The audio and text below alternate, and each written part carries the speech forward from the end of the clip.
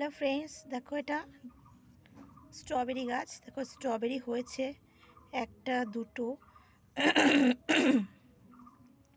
আমি এই গাছটা এটা কিনে এনেছিলাম, দেখতেই পাচ্ছ।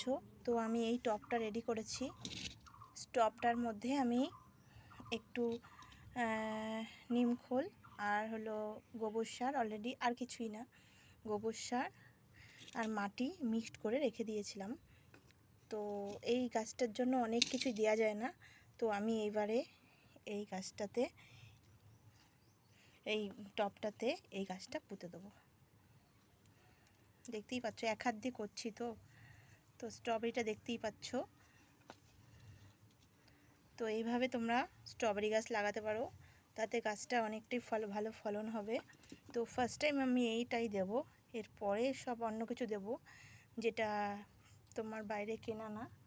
তো দেখতে থাকো।